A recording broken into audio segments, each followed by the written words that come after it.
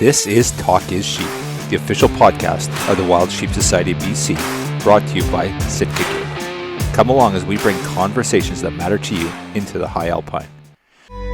This episode is sponsored by our conservation partner, Yeti. Thank you, Sitka Gear and Yeti, for investing in healthy wildlife and sustainable ecosystems.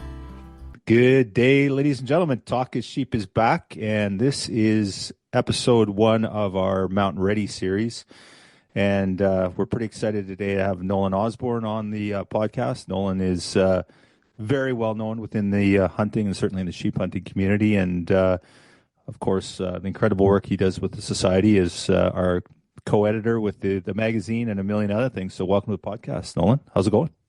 Good. Thanks for having me. It's good to be on here.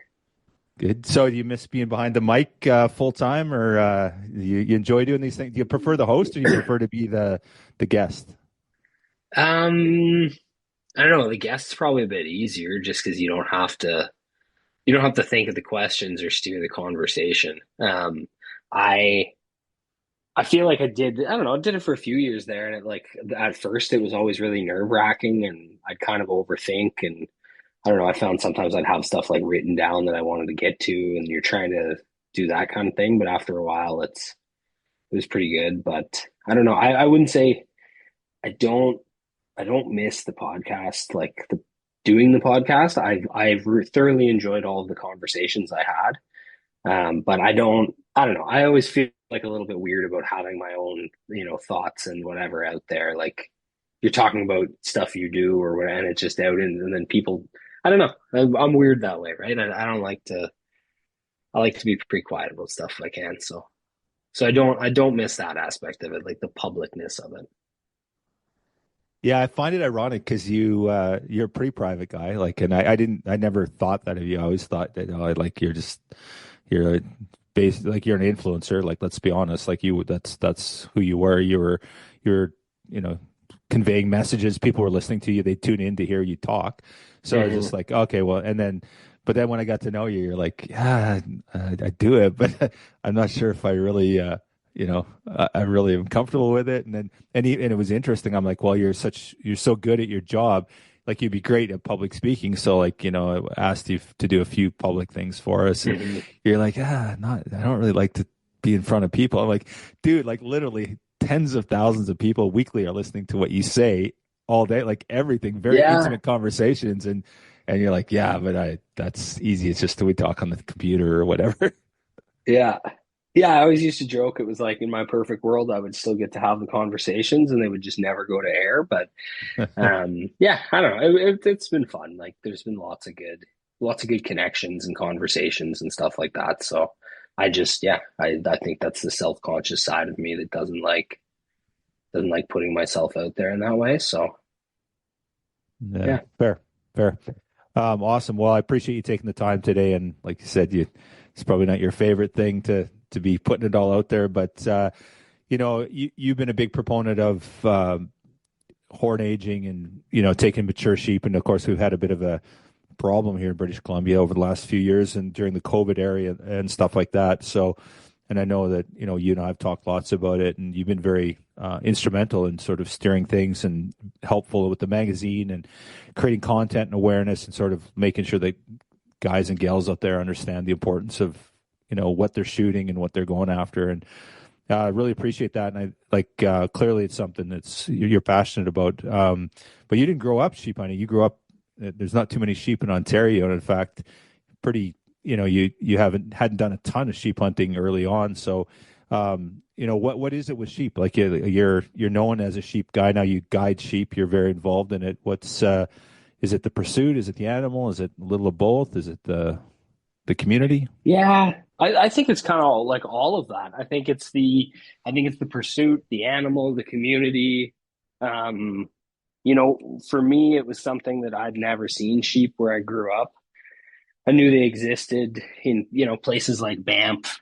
But I didn't know you could really hunt them. And even when I first started wrangling, it's still, I certainly wouldn't say I had like the sheep bug or anything, but the first stone sheep I ever saw, like I remember wrangling and we'd seen these sheep at a distance, and I don't even think I probably saw them. Like the guide saw them in his binos, and then we made this big stalk around the backside of this mountain range, like wrapped around it for 4 or 5 hours, and excuse me, belly crawled up onto this ridge, and this is the guide and the client come up, they're looking, and I'm hanging back, and then the guide calls me up, and I guess he'd had a conversation with the client. And he's like, "Hey, look, we're not going to stalk these rams. They're young rams, but I want to teach Nolan a little bit here." And so I remember belly crawling out and just peeking into the spotting scope, like just over the ridge. Half of it's covered in grass, and I don't remember the distance, but it was probably 200 yards or something like that. And there was these two rams sitting in a snow patch up high in a basin,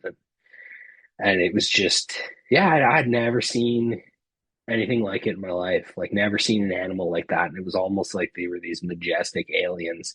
And like that was the point where the switch was just flipped. Yeah, and then, I don't know. I think there's so much, or like the industry has built up so much around sheep too that you kind of get, like the community sort of gets sucked into that fervor and excitement. And yeah. And I think as well, like guiding them, it's challenging. Like I've had clients ask, what's your favorite hunt to do or whatever. And I don't know if sheep are necessarily my favorite. Like they might be my favorite. It's toss. I really enjoy bear hunting. Like we were talking about that before that. Love moose hunting. But I think if you're hunting sheep, especially in like tougher areas or low density areas, like nothing compares to the feeling of, I don't know if it's contentment or whatever, but like when you're successful on a hard hunt for sheep, like I find that to be gives me the most. So I don't know if I answered it, but Yeah, yeah, awesome. Well, there's certainly a reverence, right? And it's like if you hmm look at in BC, like just statistics, right? Like, 300, 400 stone sheep taken a year in the province compared to how many moose, like thousands of moose, elk, whitetail, mule deer, kind of the list goes on and on. So just like historically by numbers or statistically by numbers, it's just that much harder. Like there's not a lot of people that are successful at it. And there wasn't a lot of people doing it for the longest time either. That number's changed a little bit. It's grown percentage wise, but still we're not talking, 110,000 sheep hunters in the province and hmm around two 2,500, 3,000 sheep hunters. So those numbers aren't huge either. Um, so you have a very unique perspective. I know that you've hunted them as a resident hunter, but you also guide them. It's your day job as well. What I'd like to sort of establish today is just for I guess our listeners a little bit on the horn aging side and like not I guess on the technical aspect, but just sort of big picture stuff and some of the things that you can impart and I think maybe the one thing I'd like to share and get your perspective on is just age class of rams and the importance of harvesting mature rams. And I know we've talked lots about that hmm before, but you know in BC we know that with stone sheep, basically you need to be past the plane of the nose to be legal, to hmm simplify it. And some people take some pretty young rams that are still legal. So I'd like to chat a little bit about that and your perspective on it. But I guess maybe let's just reel it back right from the start and, talk about you when you're going out on a hunt and you're with a client, whether you're hunting for yourself or taking a client out, and sort of what the things you're thinking about when you're just getting out there and start looking for rams. And I guess maybe like when you're out with a client and you're trying to find rams, like sort of what's your focus? Like I know obviously as an outfitter and a guide, you're going to have your areas that you go to, but as we know, these rams move around and stuff like that too. So I guess for hmm the average sheep hunter, what are they thinking about? Where do they need to be looking? And sort of, what's your best chance of success when you're just out trying to find some sheep? Yeah, okay. I think knowing a few things about the area definitely helps. I've hunted lots of the same camps over the years. I've hunted new country as well here and there, like in some sort of somewhat maybe exploratory areas or some areas we haven't spent a lot of time in. And some of that's really low density country too. I'd say probably the last 5 years or so, I've basically just hunted low density sheep, which for me, what that looks like is like you're probably going to find, I don't know, in a 2 week hunt, you might turn up 10 rams.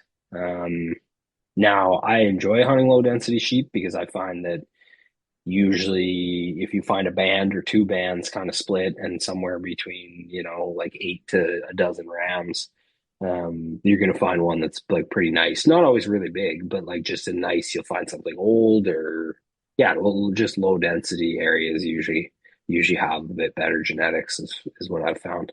Um, and I think when I start, like if I'm starting hunting in a spot that I don't really know, um, I'm a big maps guy. Um, Almost exclusively just use Topo Maps. Canada Topo is a free app, super useful.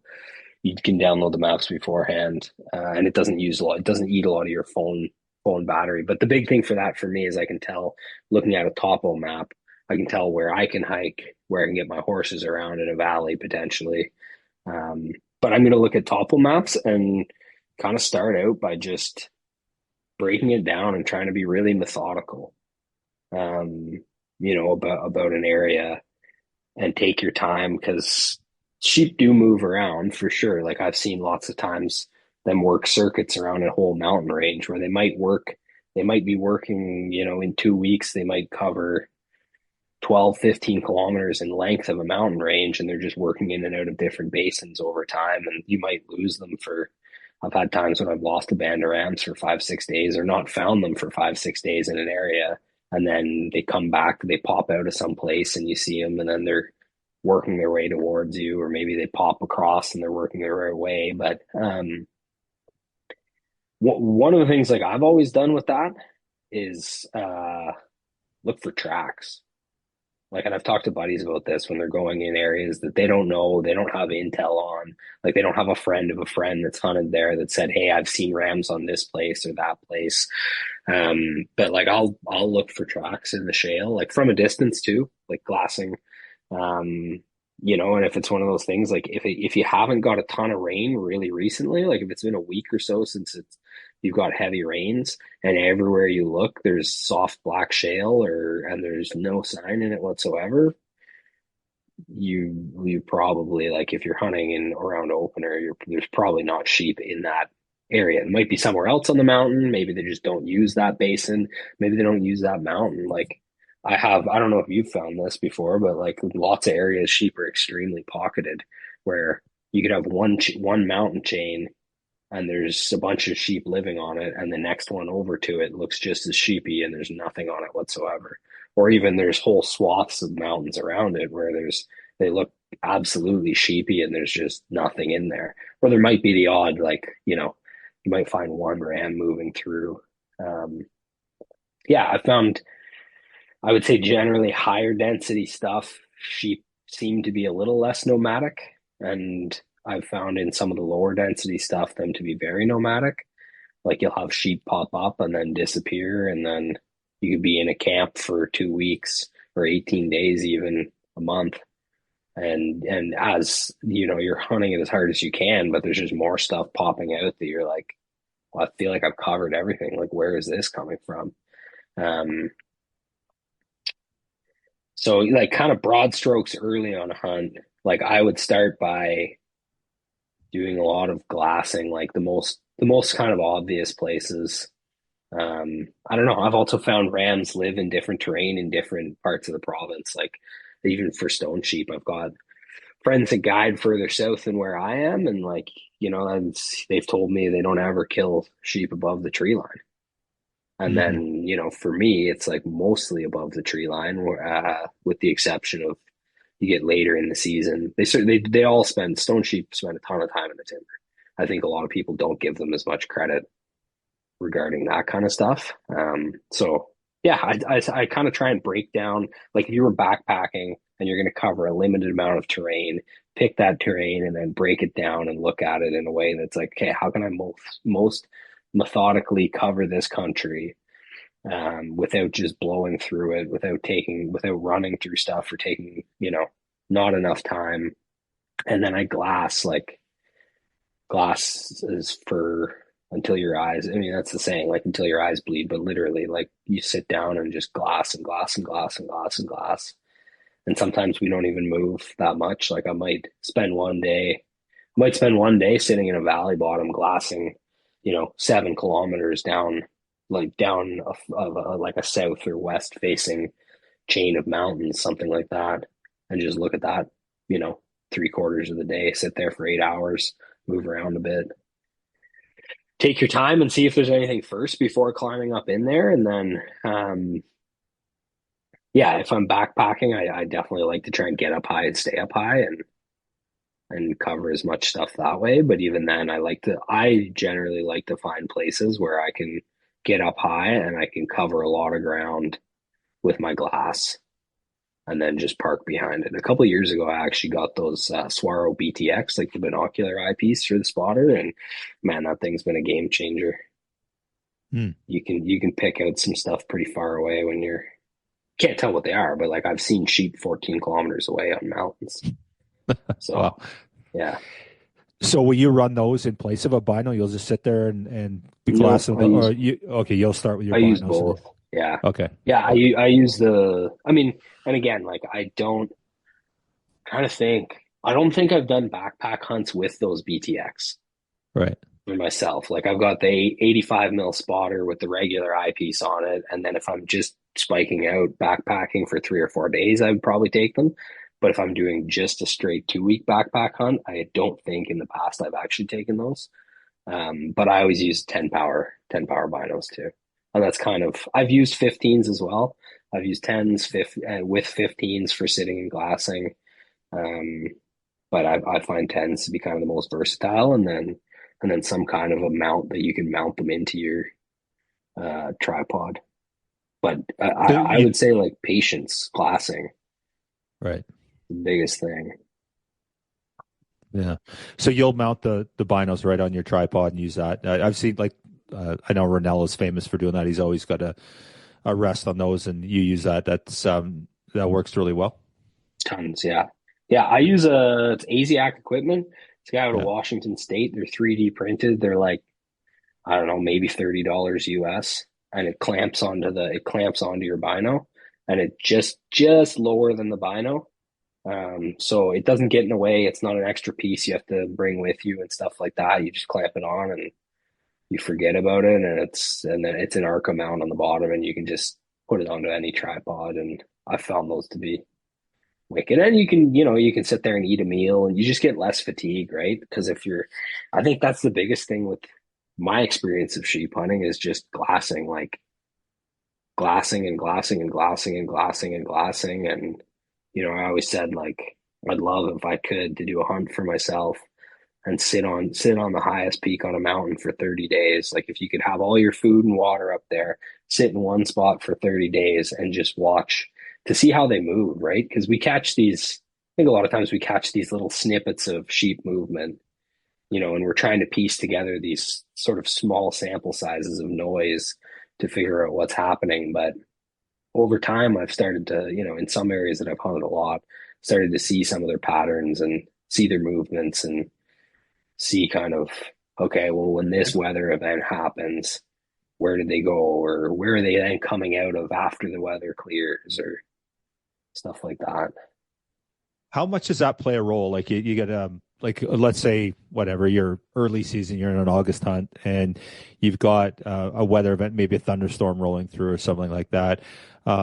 Is there a lot of activities that make a big difference? And sort of what kind of behavior are you seeing? Like I've seen it myself, but I see it once or twice every couple of years, and you're seeing it probably 2, 3 times a season. So, what sort of Yeah, activity do you see?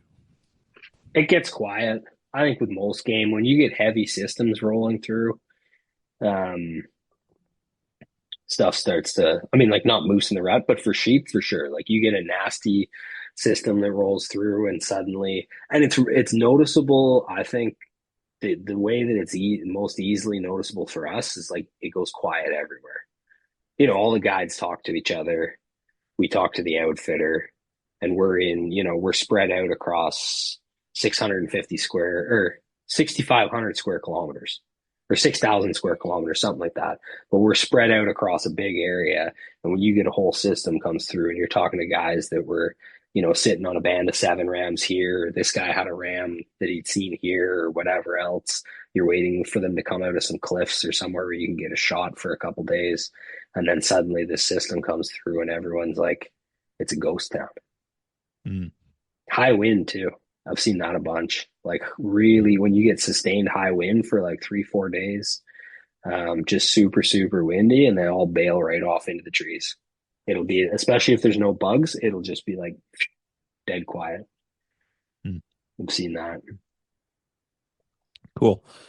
Okay, so you're glassing, you knock up a bachelor herd and you find a half dozen rams or something like that, and they're too far. You can't tell exactly. They're rams. You can tell that, but that's about it. What are you thinking of? So let's kind of assume you're not on a horseback, that you're on a backpack hunt. So it's like, you're trying to manage your resources and whether or not you make the effort to go over there. So what are the things that, like, when you're seeing rams and you're with a client, you're like, no, let's just get over there. Or are you going to spend some time and try and figure out if, there's some big guys in there? Like, what's your approach on something like that? Yeah, I would always go. Yeah, I don't think I've ever seen rams in the distance and not gone after them. Sometimes I might gather myself and try and figure out, what the best way is to get to them. Like I wouldn't necessarily, if I saw rams, like a bunch of years ago, I was guiding a hunt. We were looking for one ram in particular. I'd seen him on the first hunt. We'd killed another ram in that band, and this was a good ram. And anyways, hadn't seen him, turned him up. Like we'd spent a week, we'd seen a few younger rams and hadn't seen this ram, and then did see him pop out 5 kilometers down a valley. Didn't know it was the same ram, obviously at 5 kilometers. Um, but I could tell at that point, like that ram had enough mass. To me, it's a matter of like, okay, do you see a couple bananas and that's it? Or there's a couple of ewes and one that looks like maybe a ram, or do you see something like if it looks like it's close to full curl, if it looks like it's carrying mass and you're looking, 3, 4, 5 kilometers away, to me, that's like, okay, well, we need to get a closer look. Whether we can do that on horses or backpacking, usually it ends up me being backpacking in that case. Um, and what we would usually do is go back to wherever our horse camp is, regroup, and then get up early the next morning and go backpack for kind of plan for 5, 6 days, however much time you got left in a hunt. But um, yeah, as a guide, you mean you're expected to produce. You obviously don't on every sheep hunt, but the expectation is there. So it's not really, you can't really see rams and be like, well, it's too far away. You're kind of like, well, that's what we came here for. So Hmm. I don't know. To me, seeing what looks like it could be a legal ram in the distance and not going for it is like, I've never been in a situation backpacking where it's like 6 mountain ranges away. So can't speak to that. But yeah, I would basically kind of look and see, and you get an idea. It's tough. Like even when we have all these conversations about aging and stuff like that, I mean, as you know, it comes with time. Like I remember wrangling and feeling like, when is this going to click? Like, when am I going to be able to look at a 7-year-old and not take 45 minutes to figure out if it's seven or not, through a spotter or whatever else. But the more reps you get in, the more hunting experience you have, the more time you put sheep in your hands, whether that's at, shows like the Wild Sheep Society BC stuff or the horning aging events you guys put on. Like the more times you can put a sheep head in your hands and look at it, or even see them in the field, the eventually it kind of comes together where you start to feel pretty confident in your decision making there. So when you think back for yourself and you're sort of in that formative stage when you're like, okay, you got interested whether you were going to go guiding or you were wrangling or hunting for yourself. What were some of the strategies? Was it a lot of dialogue with guys? Like obviously, I know you've gone to all these events and you've handled these sheep before. Mm-hmm. Or was it learning from the guys in camp? Going through and sitting there and count the rings. Like, sort of, what was sort of the strongest advocate for you? Was it online stuff? Like, I remember back in the day, like when I started out, I'd just like be on the computer. I'd just be clicking on all kinds of pictures of rams and just like counting. And then sometimes they'd tell you the age, and you'd be like, "Oh, yeah, I didn't get that," or yeah, that's what I Hmm. got, or whatever. Like, just curious how someone that's so versed in it now, how you kind of got that level of comfort. Yeah, I mean, a lot of like looking at pictures, talking to other guides, like a couple guides I'm pretty close with that mentored me, and being able to send them, like especially in the off season, like, hey, this is what I got on this ram. Like, how old is it? Or looking at pictures they've taken of sheep. Obviously, then wrangling, seeing sheep in the field, like hunts that you didn't guide, you didn't make an age call on. I was also pretty fortunate, like wrangling. I think if you have a good guide, like a good guide should be not just using the wrangler as an assistant, but you should be teaching them to become a guide as well. So, and I think every outfitter runs differently. Like I've worked for Craig for a long time, and he's always felt like guys should have 3 or 4 years of experience wrangling on hunts, sheep hunts before you're going to set them loose on one. Because for us, like age is the most important thing, right? It's nice to get a big ram, but you're not always going to get big rams. But if you can just kill old rams, then it's sustainable, right? And if you keep your age average up, you can be, hopefully you're killing 9+ year old sheep, and you can just do that every year and maintain a really high success rate and keep happy clients. And if they're big, but they're not, for us, age is the big thing. So, but seeing that and having guides, before when you're on a stock, getting on rams and having a guide say to me, "How old do you think this ram is?" And I Hmm. would tell him, and he would either be like, "No, yes, here's why," like almost as if he was starting to let me call the decisions, even though at the end of the day, that guide has the final. And that's what I try and do with my wranglers too, is like say, "Hey, is that a ram we'd shoot? Like, how old do you think he is? Are you confident with that age call?" That Hmm. sort of thing. But it's tough. Like, I don't know, like a mix of all of those things. I think anyone who's listening, like if you know people, hell, even if you don't actually know them, like if you know someone on Instagram is a guide, harass them a bit. Ask them if someone's got more experience than you, send them pictures and say, "Hey, this is what I got. Do you mind?"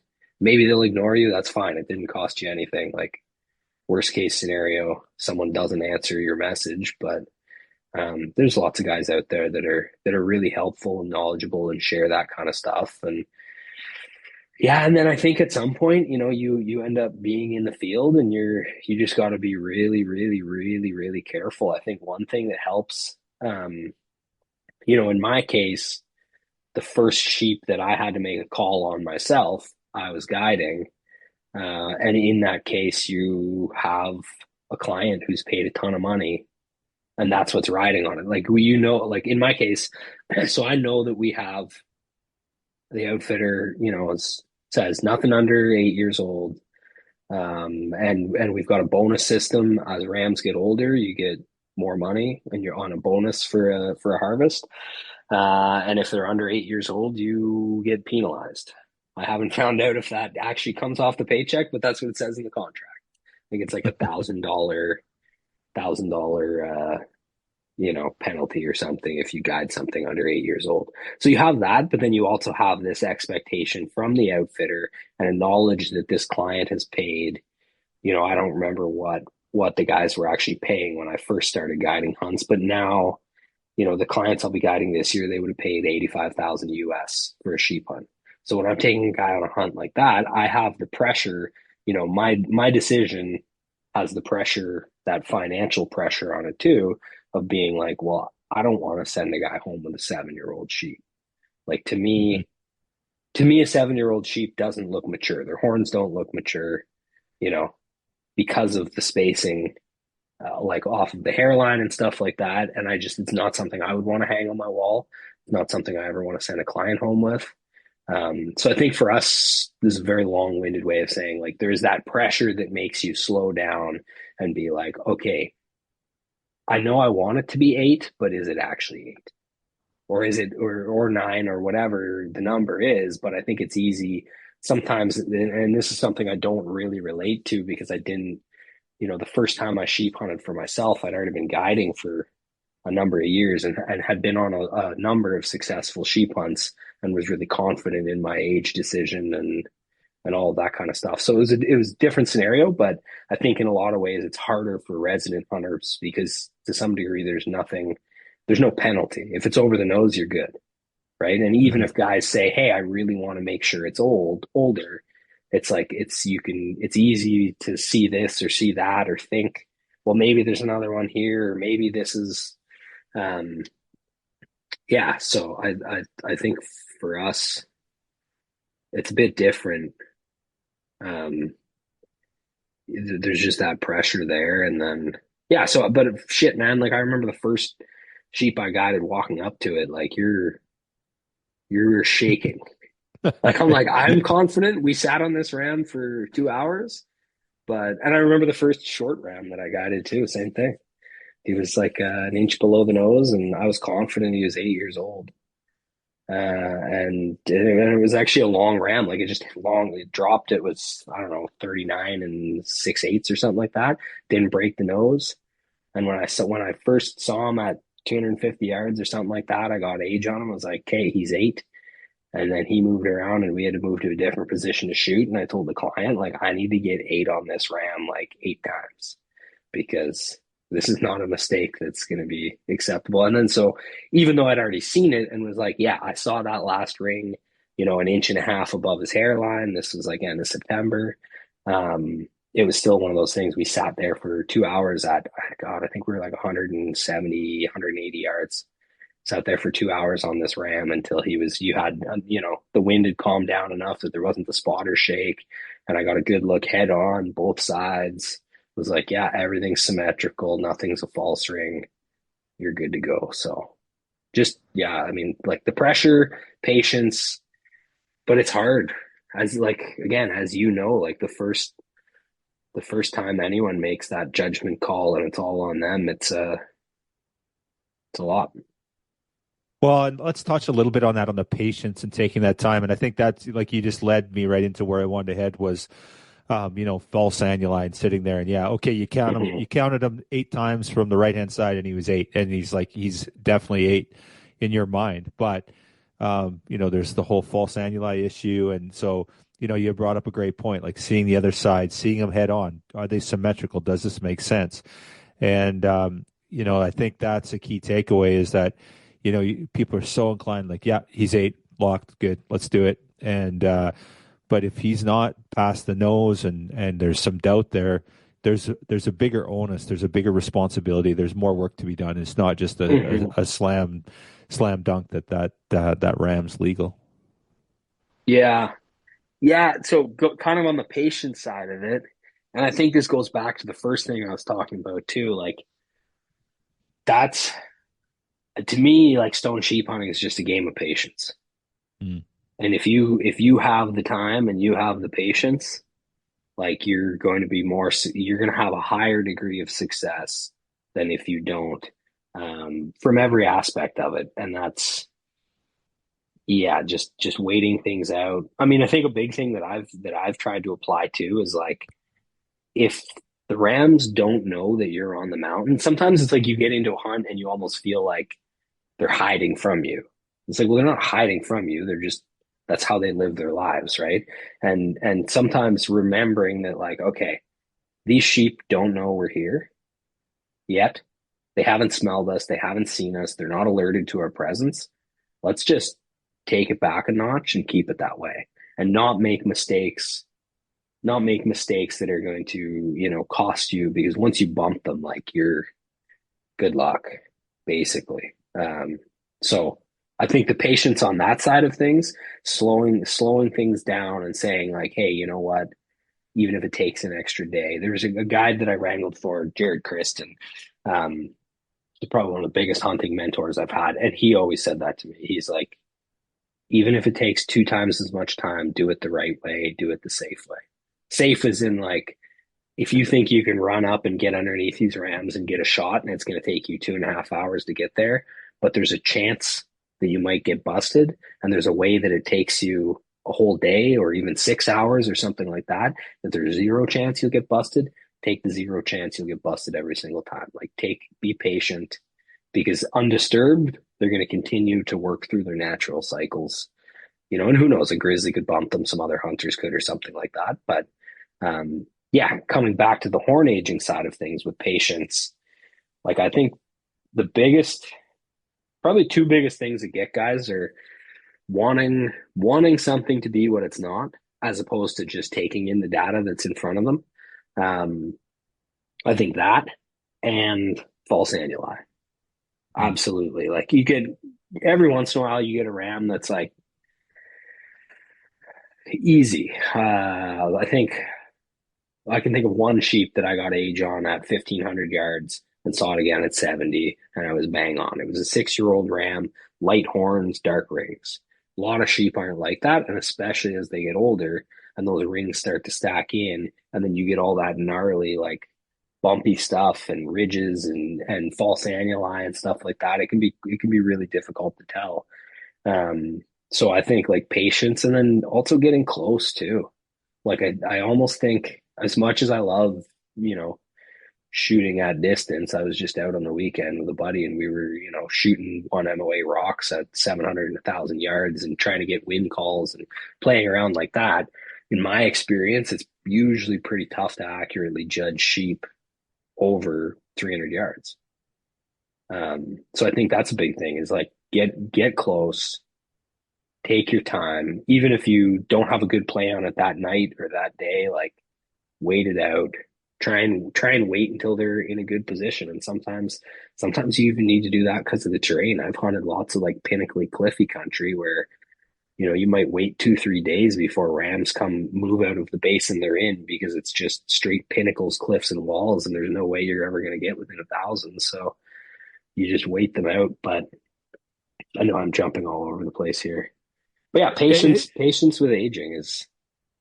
Sorry, what were you gonna say? yeah, it's good, and there's lots of new concepts coming up. And one that came up for me was, selecting your area again. I know we talked about this earlier, but you talked about patience and stuff like that. So you talked about you hunting in low density areas versus high density.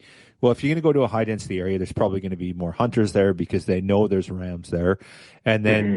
then it's different. And for me, that's not. I don't enjoy that type of hunting. Like I avoid those areas. If it's a lake that everyone's flying into and it's like it's on the beaten path, unless I'm going to hike for 2 days and get away from that lake and away from people, I don't want to go there because I Yeah, want to be able to sit there and I want to. I want my challenge to be the sheep, not other hunters. And you'll never do that in a high density area where there's hunters around. Like you don't have the luxury of patience. And then, like you talk about these foot races for rams, it's like, oh my God, like that is not why I'm on the mountain. for I sure. can't, yeah. So I think, like to your point there about like being patient, like and even just sitting and waiting, like on the glassing side, right? Like again, on a low density area, you'll probably get away with it. In a high density area, there's probably going to be hunters running around, and the rams probably aren't going to. You might be lucky; they might push someone to you. But so, yeah, I think like being cognizant of where you're going on your hunt too is like a big part of that. And a lot these work in the scenarios you're talking about because you have the luxury of no one being there. But for the like, and guys are so keen on it. They're like, well, where do you go to? Like, where's the spot? And it's like, hey, if that's where everyone's going, that's the last. Like, I want to know where that is, so I don't go there because I don't For like. sure. And you might get a Yeah. ram, but it's like it's so challenging, and then it's just like a foot race for rams, so that's not fun for me. Yeah, I agree. And I have hunted some high density stuff. Like shit, I remember one year there was 9 hunters on like a mountain range on opener. Now I don't know, there'd be groups of 2 or 3, and then there was probably it's like two of us guiding or whatever. Um, and even in that situation, it's kind of like it sometimes surprises you how people like move through country or whatever. In our case, it worked out in our favor because I would say we arguably know the mountain a little bit better and some of the sheep habitat habits and stuff like that, but it also pushed them around a bunch. Like it pushed them into places, it pushed sheep into places that, weren't as accessible for some hunters, I guess, or maybe they just didn't think to go look at. I have no idea. Second day we ended up double headering, which is the only double header I've ever been a part of. But so I mean, high density sometimes too can be helpful because like I've gone into low density areas and seen sheep disappear and they haven't come out in the duration of a hunt, and you end up skunked. And when there's people around, they do push stuff around. But I agree with you. Like I like hunting sheep when there isn't nine other hunters on the same mountain range as me. It's kind of more about what to me what the sheep hunting experience is about. Um, but getting back to the horn aging stuff, yeah, so I was kind of saying, like, I think people, you're wanting something to be a certain age. And that's something that my boss always, the outfitter, Craig, always kind of hammered into us. He was like, don't try and make it into, don't be trying to find rings. You know what I mean? Like, I don't know if that's an oversimplification, but just count what's actually there. And then I think the second piece of that is understanding what I would call like, just standard growth patterns for sheep. Hmm. And I have guided some sheep that had I didn't have a biologist look at them. I just sent them on the plane and they went back and they have had annuli that broke that pattern that were clear, hard annuli all the way through in the same spot on both horns, looked just like every other ring. I didn't count it because it broke that pattern. And that's the way I've always done it. Knock on wood, to date, I've not ever misaged, like given a sheep more years. I've given a sheep less years before than it was. And I've passed on sheep that 3 years later realized that were like I passed on a ram in God, I don't remember what year it was, 20 whatever, but passed on a ram that I thought was 7 and turned out it was 8, and then I killed it when it was 11 and Mm. was like, oh, however many years, not a math guy, but however many years later, and I back did the math and was like, well, shit, I guess that was an 8-year old back then. But that's again, like that's you just got to play it safe, and if you're not, I don't know. I always think of it like if I'm not willing to bet the cost of one of these hunts, like on it, then especially if it's short, and that's something that for us, like I don't know how every outfitter operates, but effectively, like if you guide an illegal ram, you basically the outfitter has to comp a guy another hunt. Like that's Mm. the one big no no as a guide that is just not acceptable. So I haven't done that. But yeah, when you think that someone has to basically fork over $100,000 if you F this up, it makes you stop and think quite a long time about it before you make a decision. Yeah, it's a rough day in the field for a guy when for the outfitter when he's lost 1/10 of his revenue for the year or whatever the case may be because of Yeah, it would be a for bad sure. decision. Yeah. Yeah. Um, how about the technology side? Like you like there's the phone scopes and all these different technologies. Is that something that works well? You guys use like on a guiding perspective? I know some people like rely on it. They'll analyze it, get some pictures, and maybe even reflect on it overnight, and then go back in the morning. Is that something that you use? Not a lot, no. I'm actually, I just got a new one this year because I'm terrible. I've got like so few pictures, over a season through a phone scope. Um, so not really for studying sheep, to be honest. Like it's one of those things that, in my experience, like if you don't know, and this is obviously coming from the standpoint of someone like I've been doing this for 11 years, so I can age sheep pretty well. But if I can't tell, it's too far away. Right. I'm not, we're not going to be shooting. We generally try not to get clients to shoot that far for sheep, anyways. I think I had one guy kill one at 500, one guy kill one at 570, and everything else has been about under 350 yards. So to me, it's kind of one of those deals. It's like if I'm 300 yards away from a ram and I can't tell how old it is, it's probably not old enough, or I've got really bad lights, like lighting conditions, or really bad wind, or something like that. Um, and so I just haven't really used that a lot. There's been times before where I've taken pictures of sheep and then afterwards analyze them like sheep I wasn't planning on killing then to try and get an idea for future and be like, okay, well, I know there was a 7-year-old living somewhere on this mountain. 3 years later, might try and come back and look for him if he's still alive, or that sort of thing. But I don't think I've used it much for like actually on a sheep that we were trying to kill, looking at it, taking pictures, coming back, looking at it. Used it a ton for moose or other stuff when I was like early on in guiding, um, to try and get reference and things like that. But Hmm. I think it's a good tool. I think a lot of people do use it. Um, I think it's tough too because my experience with using a phone scope is never as it can be quite clear, but it's never as clear as actually looking through it with your eye.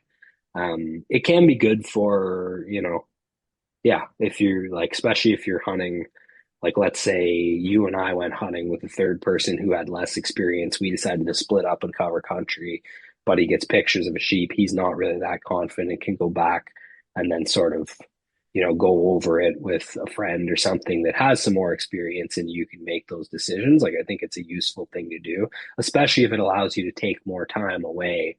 I would just be wary about, yeah, how clear the photo is. I think video is pretty good for that because you can pause it and it's helpful. Because that's definitely the hardest thing. I think as much as we look at photos and do horn aging events and stuff like that, you could take a guy who's 100% on photos. You send him 100 photos, he ages 100 grams correctly, and then you get in the field and you've got, wind shake with the spotter, you've got heat waves, you've got all of these elements, and then a sheep that's if it's up and feeding, like shit, it can be hard. There's lots of times, excuse me, where I've had clients. You're staring at a sheep for like 15 minutes. They're like, "How old is he?" Like, I don't know, dude. He hasn't stopped moving. Like, I catch a glimpse here, I catch a glimpse there. Like, we just gotta wait it out. Hopefully, they'll bed down or stand up and look in one direction or whatever. Or sometimes you're just looking for. I find you can usually count a lot of the stuff pretty quick up to 5, 6 years old, and then you're trying to find those last ones. And um yeah, a big one for me is uh like if you're looking for an eighth ring, if you think a ram might be eight, I find the easiest way to tell that is just looking at it. Where's the last ring you see on its head? If the last ring you see on its head is 3 inches above its, if there's a gap and there's 3 inches or 4 inches above its hairline, and you see a hard ring, and then you have another gap that's 4 inches plus, and then a hard ring, that's just not an 8-year-old. It's never going to be one. There isn't going to be one hidden um, in the hairline. And frankly, I don't think you'll ever find 8-year-old sheep if you're hunting them in August with one in the hairline. So, Yeah, I hear that a lot from guys that like, oh yeah, and there's one in the hairline, and I think that's the thing that the horn aging I've heard a lot is that guys make the assumption like they don't see it, they can't count it, but they're like, yeah, but mm-hmm. there's one in the hairline, and it's like that's not always the case, and that's not going to hold up with at your compulsory inspection when you take it in. It's like there's no hair there, and there may be one, there may not be one, but you don't know that, and you're not like Mm-hmm. it's a chance you can't take, right? Yeah, I mean, I've found a 10th or 11th ring in the hairline before.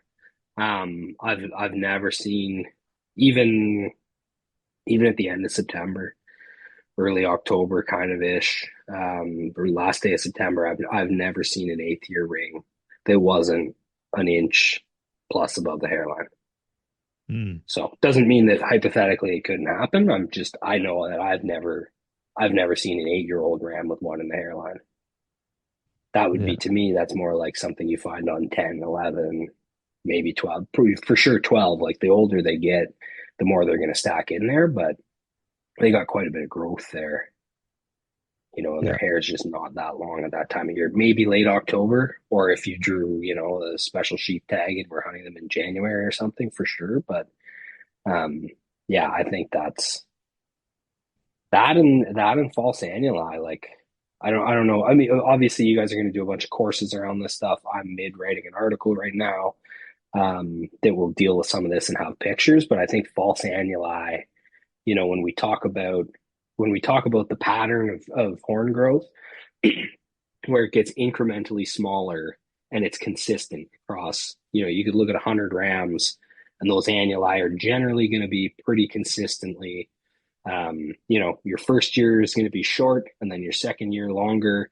I think your second to third is your longest, or at least in region 7, and then incrementally shorter. So if you got a gap of 5 inches, your next one might be 4 3/4 or 4.5, and then it will just get incrementally smaller. And that's actually something that I have looked at with photos of sheep before to see if it's an annual, like if it's a false or if it's a true annuli. And just measuring, with my finger, I'll zoom it out until it's about the annuli is about the size of my pinky, and then go to the next one. And it should be just, especially between 7 and 8 and 8 and 9, like just a little bit shorter. If you have one that's, if you're counting a ring in there and it goes 6 years and then seven's a short gap and then you get a bigger gap to what you think is eight, it's not an 8-year-old sheep. Well, the one that gets me a lot and that I struggle with is that you'll have these increments, and where you get a double false annuli. So end up with a scenario where like, oh, there's a false annuli and then there's another false annuli. So instead of, a 3 inch gap, and if it was just, and it was split, there was a false annuli and they were an inch and a half, it's just obvious that that doesn't make sense. But when you have two 3 inchers and they're both split and you're like, oh shit, like that's where like now you've got four in a row where you're kind of thinking, but then again, the giveaway is, well, the one after that is got a, it's a 2 incher, right? So now it's a bigger gap. So, but I find those double false annuli or multiple, like some of them, you see some of these rams and there's a bunch of false annuli. Those are the ones that I really struggle with, right? Yeah, that's where I just try and apply the same thing. Like I know what you mean, but I just look for, like, say you had a whack of false annuli, say you had a fourth year ring or a fifth year ring, and then you had three annuli until your next clear ring. I would just look and say, like, okay, is there one that is slightly shorter than the last one? And then if I go from that, is there one that's slightly shorter from that? And Mm-hmm. just kind of try and ignore the noise in between. Yeah. And then the more Yeah. time you spend too, like you get to see the difference. There's another thing that I didn't, it took a while for me early on wrangling and stuff to click, where the more animals you see, especially the more mature animals you can see that maturity in their face. Like a 6-year-old ram doesn't have the same face as an 8 or 9-year-old ram. They're shorter, they've got a bit more, they're not like a lamb, but a bit more baby-like features to them. Um, so looking at some of those signs too, I think, excuse me, you hear guys talk a lot about body characteristics. I find that is something that's maybe, I don't know. I feel like if you were really inexperienced, that could lead you astray. When Mm-hmm. guys talk about dished out backs, or if they've got a really big hanging pot belly, or like I've seen some really big pot bellied 6-year-olds, and I've seen some really healthy 9-year-olds, and then sometimes you get some that are just not in good health and they're skinnier or whatever. So I don't spend a lot of time looking at that, like what a sheep's body looks like. I just try and find a way to get in 300 yards in a place that you're not going to spook them, you're not going to bump them. Um, yeah, and take your time, and if you can't get age on them, back out and try again the next day Mm. or later. Yeah. So awesome. So really good stuff there. Any specific sort of tips or tricks like we've heard four in the crown, and again, there's that can be misused again. So at the end of the day, aging's aging. Past the nose is past the nose. That's going to be the indicator of whether or not it's legal, no matter what. So you can count, whatever, four in the crown or whatever. But is there any sort of thing that you're looking for? Or are you looking like on a certain growth ring at a certain place where you're like again, that's not going to be your decider, but that's going to be like, no, I got to look closer because I think this guy probably is 8, but because he's got this characteristic. Is there anything like that?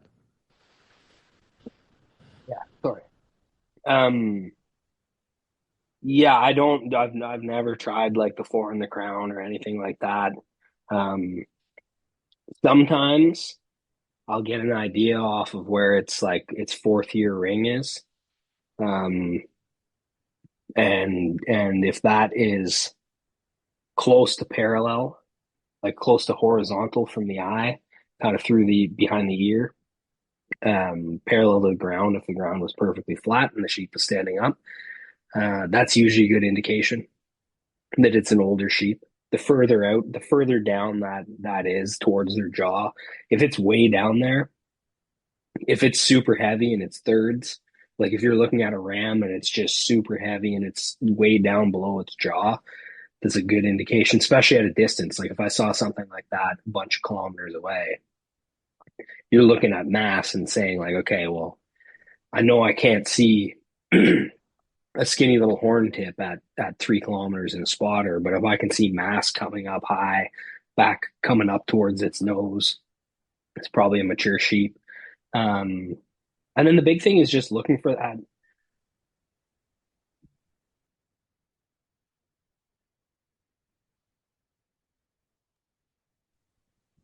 Big thing for me is just looking for that last ring that I can clearly see above the hairline. And in my experience, and again, this is going to be, I would assume it would be a little bit dictated by the genetics of the area you're hunting. So if you're in an area, with exceptional horn growth, where you get big sheep, like if you were somehow knew a place where they were consistently killing sheep that were 9 years old and like, mid 170s plus, well, then a 7-year-old ram is going to have really big growth rings.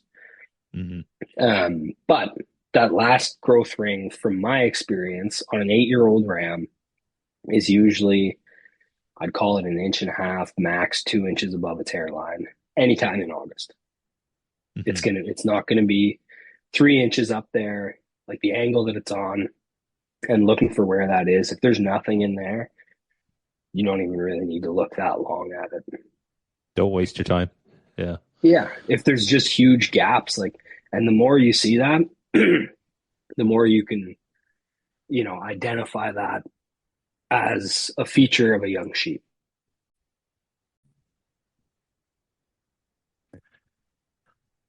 Yeah, good stuff. Okay, so one thing I just want to touch on, I know when you talked about taking 8-year-old rams or older.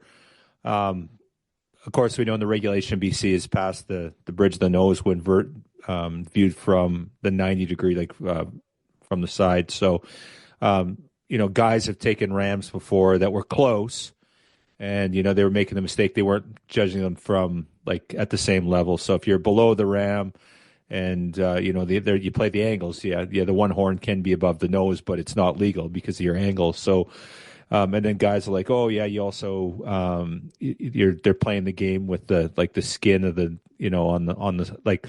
So obviously, like they're trying to trying to talk themselves into a ram being legal. So like I know this isn't a problem for you because you guys are killing 8-year-old rams anyway, so you're gonna kill them on age. But for a new hunter, they might be looking at that. So I guess the thing to you know to reflect on is that if it's close, it's probably not worth it. And if you're trying to make it legal, you shouldn't be looking at it.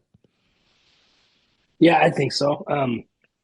Yeah, I've actually I've never made a call on length on a sheep. Like never just said, okay, it's over the nose. It's we're gonna shoot it.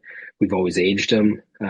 But like you mentioned, if you're below a sheep, the steeper your angle you are below the sheep, the longer it's gonna look. And if you're above it, it's gonna look shorter. Yeah, yeah, for sure. Um, so I guess that kind of brings us to the next question and about harvesting young rams. So again, the regulations, and specifically in British Columbia, and these are BC regulations for thin horn sheep, but they talk about not shooting a sheep on age. That doesn't mean don't aim for older sheep. They want you to take old sheep, but it also basically what they're saying is, um, don't sit there and count 8 rings and him be short and then end up being a 7-year-old ram. That's what they're worried about, and that happens too often. So I think if you don't mind, Nolan, is touch for us on why it is so important. It's pretty obvious to most of us, but for maybe people that don't haven't sheep hunted before don't understand, but why is it important that we're killing these older rams, these mature rams, as opposed to, because there are some areas, and it's genetics too in British Columbia. You'll get areas where you get 6-year-old rams that are 2 inches past the nose. And there's other areas within British Columbia, areas that I've hunted where they'll almost never be past the nose. They might be a 10, 11, 12-year-old ram, and genetically they just don't go past the nose. They're just the area they're in, they don't, the genetics aren't there. I'm sure there's exceptions to that, but as a general rule, most of those rams they're legal rams, they're old, mature rams, but they're not past the nose. So maybe just let's touch on the importance of aging and selecting mature old rams for your harvest. Yeah, I think as you mentioned, the regs say, legal is legal. So over the nose is legal. And my take on it for sheep hunting is that it's not something we're doing for meat. There's lots of people out there. Most of the meat I eat is wild game. We don't usually buy a lot of other meat. There's some people in places that strictly live off of that. And that's just not why we hunt sheep. The meat's exceptional. We love the meat, but you're not going in to do a sheep hunt because you need to fill your freezer. And to me, I think the time and effort and energy and money spent on these hunts, we owe it to ourselves. We owe it to the future of sheep hunters, and we owe it to the sheep to be better and to raise the bar on that. So I think of the regs as, full curl being legal is like that's sort of it's like the lowest common denominator. But I think as a community, we have to be better than that, and we have to hold ourselves to a higher standard than just what the regulations say is acceptable for the future of sheep. Really, at the end of it, because it's not. I try not to be all doom and gloom, but it's not the 1960s or the 1990s anymore. We've got more sheep hunters on the mountain. We've got more interest in sheep. And we don't have as much we have more predators and we have less habitat to some degree. The habitat is still there, but the habitat has changed.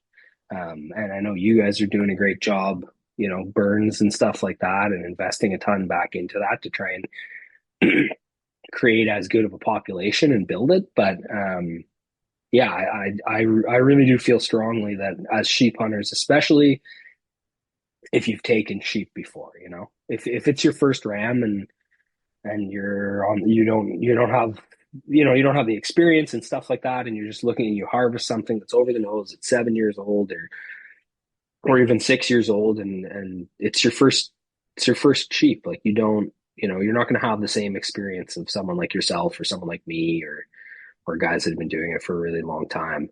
And I think it's always kind of tried to, like, how do you walk a fine line between, you don't want to shame people on like this wonderful accomplishment, but at the same time, to my mind, it's kind of like you have that one sort of get out of jail free card, and after that, like, you've got a sheep on your wall. We don't need to take stone sheep every year.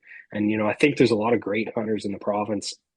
I've ran into some of them, guys that I know through the Wild Sheep Society. Some of them have been very involved directors and past presidents and stuff like that. And run into them in the field. And those are always the guys you're happy to see there, because you're like, well, if they find a toad, they're going to kill it. And that's kind of unfortunate because that means we won't, but they're not just out here. The thing that I always hear from guys like that, or I talk to them at the show and ask them about their hunts, is like, yeah, I saw a ton of rams, just not what we were after. And I think, like, when you've got that experience, that to me is like the goal that everyone should have, is that you can get to a place where you can just enjoy sheep hunting without having to pull the trigger. And you could see, 5 legal sheep on a hunt, but it's not the one you're after. It's not old enough, it's not big enough, something like that. And yeah, that's just how, I mean, maybe some people call me a hypocrite because as a guide, you harvest sheep sometimes multiple a year, every single year. And but I do feel like it's one of those things where you don't need 14 stone sheep on the wall. You should go stone sheep hunting every year, every possible year that you can, as many times a year as you can. But yeah, I think, us being able to sort of self-regulate and harvest old sheep and make that a goal and a priority for ourselves is ultimately the best thing we can do. In my understanding, and so maybe I'm wrong on these numbers, but I was told once that after 9 years old, a stone sheep has like a 50-50 chance of surviving that winter, surviving the next winter. I don't know if there's someone here as a biologist could chime in and maybe we'll know what the actual numbers is, but I think understanding that is like understanding that that's a sheep. If you can find 9, 10, 11 year old sheep, those are sheep that most likely they've passed on their genetics. They're not there's a good chance they might not make it one more winter, so you're having the least impact on your overall herd, and you can let those young sheep continue to grow, and especially the young ones that are big. Like if you're finding 6 or 7 year old sheep that are 38 inches and over their nose, like those are the sheep that we really want to be. I don't know. Maybe that's just the guide perspective of wanting to find big sheep, but um, yeah, I think the more that we let young sheep spread their genetics, and the more selective we are, and the less that we feel a pressure to be successful, so that we can say we're part of something. Which I think is sometimes the case with people who are newer to sheep hunting. They see the community and they see how much positive affirmation people who are successful in a sheep hunt get. Like, I mean, you go out and you shoot a bear, even if it's a great bear, people are like, ah, cool, yeah, nice bear.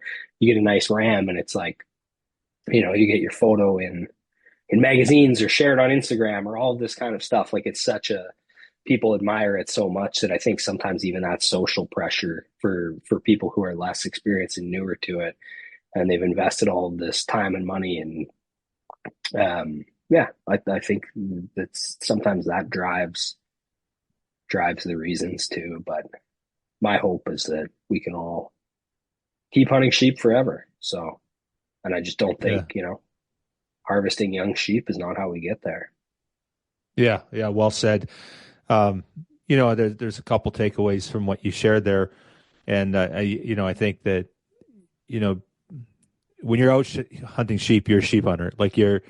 And when you go to the shows and you go to people there's people I recognize that are like, that guy's a killer, man. He's killed some nice sheep or she's killed some nice sheep.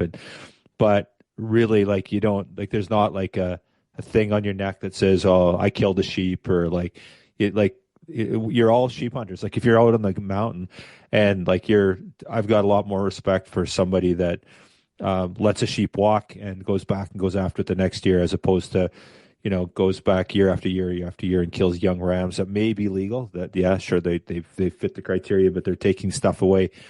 You brought up the point. This is kind of my second point that I took away from your great reflection, is that if we all took 14 rams, we won't get the sheep hunt every year. There's just no way. Like, if we keep taking, so if there is not some sort of selective process or some self-regulation, the government will just do it for us, right? So, Mm-hmm. yeah, so we're just gonna screw ourselves at the end of the day. And yeah, I think you were very poignant in what you said there. It makes a lot of sense, and yeah, lots of pause for reflection. And so many takeaways. Like, I love hearing it from your perspective. You're very measured in your approach and very experienced, but just that patience, right? Like, you just take your time, and if it's meant to be, it'll happen. If you got to force it, it's probably not gonna work out very well for anyone, right?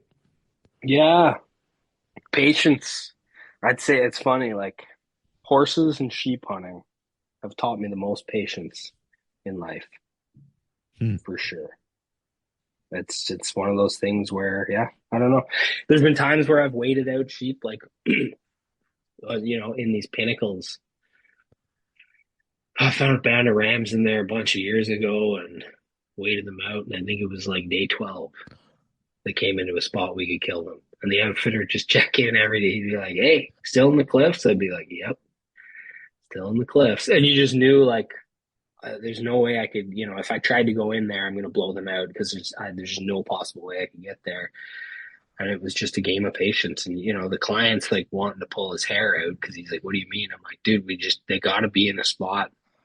Sometimes they're in a spot where you can't get at them. You're never going to get within 1,000 yards, and you trying to do it is going to blow them out. And you just got to know when to pump the brakes and sit there and wait and wait and wait. And then, yeah, whatever it was, day 12 or 14 or something like that, they dropped down into a place, into a saddle that was accessible and stepped on the gas and got it done. So not That's everyone awesome. obviously can, sit there for 14 days or something like that, but But that's also patience. what it takes to be successful too, right? Like there's people that go out. I get people say, "Oh, I've got a week," and I'm like for what? Like, just stay home. Like honestly, because you're 2 days up, 2 days back, and day in day out. Like you just don't even waste it. Like 14 days is really what you need. Like 14 days off to Mm-hmm. be like, because that really 14 days really gives you maybe 10 days of hunting. And if you're flying in, Yeah. it's 9 days of hunting because you're not hunting the day you're flying in, basically. So, Yeah. yeah, it's a week for sheep hunt's just not going to cut it. It's like if you got 7 days on the ground in camp, yeah, okay, maybe, but otherwise, no, I don't think. Yeah. One thing I've always thought on that was, and I've had people reach out to me and say, "Hey, I was thinking about doing this hunt. This is how many days I have. Do you think it's worth it?" I've always framed it like this. Look at how many days the hunt the outfitter sells is. That is the time period that they have basically, loosely formulated to be like, in this amount of time, most of the time, with good knowledge of the area and professional guides and horses and all the support, we have a high chance of success in. So for our sheep hunts, like they're 12 days. So you're like, okay, 12 hunting days. Like that's for us, that's like you got guides who know what they're doing. You got knowledge of the terrain and the sheep, and you have horses and the ability to move people into different locations. And we've said that 12 days is usually enough time to get it done. And so I've told guys for various different hunts, whether it's goats or elk or whatever, it's like, hey, doesn't mean you have to go off that, but it's a good idea of like, this is it worth it if I have 3 days on the ground? No, it's not. Yeah, yeah, that's I've never heard that before, but sage advice for sure. So. With that note, I'm going to tell my wife that we need 2 extra days to go hunting on our next trip. So, uh, um, okay, so amazing stuff here, Nolan. I guess for people that maybe their first hunter, they want to get dialed up. What's a good resource? Like, what's guys? Where should they be going to do their homework for their fall hunt this fall? Mm. God, that's a good question. Kyle, I've never once like looked at any country to plan a sheep hunt for myself Mm, outside of the outfit I work in. Um, but I think, I think a bunch of the issues of the sheep magazine over the last number of years, like the Wild Sheep Society BC magazine, there's content in there that's about finding sheep or sheep hunting stories. If you're looking through forums, I don't even know if people still write sheep stories on forums, but I think Spike Camp has a lot of good information. That's kind of a newer one in the picture.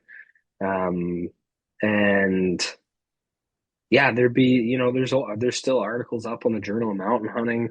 They would have good sheep content. The Wild Sheep Society, or sorry, the Wild Sheep Foundation magazine. It depends on how some of those articles are written, but even sheep hunting stories, you can kind of piece together commonalities. And if you're looking at pictures, what kind of terrain, of that sort of thing, and just trying to get somewhere. Try not to go somewhere that everybody else is getting flown into. If you're booking a flight, maybe ask how many other people are getting flown into the same area in the same year. Hopefully, they're honest about it, but. Um, Yeah, I think there's a lot of resources out there. And then I know you guys got a bunch of horn aging events that have just started and then continuing through until the summer. Yeah, get involved. Go to I think anytime. I think you're like the conventions are a great place for that. Where you can meet people. And my experience of it too has always been even when I started out as a wrangler and I didn't know anything, like people are just happy to talk about sheep hunting. They're never just going to give you a spot to go. But to talk to you about ideas and tips and tactics and, go over stuff with you, go over gear with you, like anywhere you can find people with experience. Sheep hunters love sheep hunting. We love to talk about it. Yeah.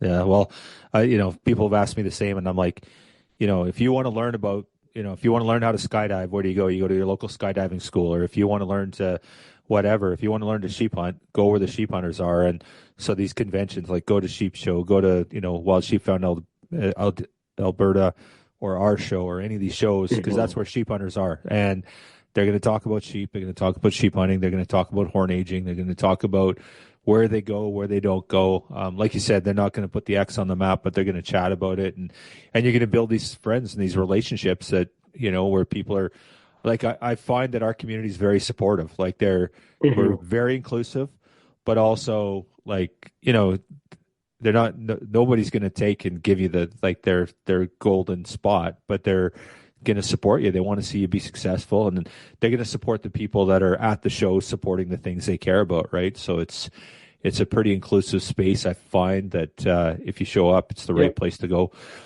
I think for our listeners, and I guess this is kind of a pitch to grab, if you're not a member, grab a membership, because you're putting together a horn aging article that's going to come out in the summer edition. So that'll come out Mhm. around July 1st, give or take. And I'm looking forward to this article. It's very timely. It's obviously designed to come out right before the opener so that people have that resource. It's a bit of a refresher on the regulations here in British Columbia and focused on stone sheep, obviously. So, Mhm.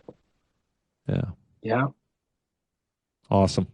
I think we've exhausted the hell out of that. Any parting words? Anything left for? No, I don't know. I mean, it's almost sheep season. It happens so fast. It feels like it's, at least for me, like October, you roll out of the bush and it feels like it's, forever away. And then next thing you know, you're like, I think I'm heading up in 6 weeks or something like that. So Hmm, it's flying. awesome. But yeah, good luck to everybody who's going out there. And hopefully the weather's good and the fires aren't bad and the sheep are running around. I don't have any other thoughts on it, Kyle. Awesome. Well, that's a great thought, and that's what it's all about, right? It's all about, and for me, and I think for you, Nolan, it's just about getting out there, getting after it, and Yeah. it's not about coming home. It's not about having a sheep on the wall. It's about being out there. It's all about the experience. So, yeah, Yeah. another I eight. think, stone sheep live in some of the most stunning country that I've ever been in. I was going to say in the world. I haven't been all around the world, but I think some of the magic of stone sheep in particular is that you don't see them. I always joke with my buddies about golf course rams. Like I got some buddies that hunt bighorns a lot, and I'm like, yeah, those are golf course rams. Like you could hit one with a 9 iron. But all jokes aside, like I think just the fact that you have to go to these incredibly remote, far-flung places that are difficult to get to, and that you hopefully don't see a lot of other people in, and that are mostly unchanged. If you're sitting on top of a stone sheep mountain, like that probably looked pretty similar, 300, 400, 500, 1,000 years ago. Vegetation's going to change, but I think I think that and just how much, your life slows down when you're out there. To me, that's what it's all about, right? It's that the immersion in that environment, and how it kind of humbles you and reminds you that regardless of what your job position is or your social standing or whatever in the outside world, you're just a little speck running around the mountains getting outsmarted by sheep. So Awesome. Love it, brother. Appreciate all you do, and appreciate the chat today, and a lot of great gems of wisdom in our chat. So, thank you. yeah, thank you.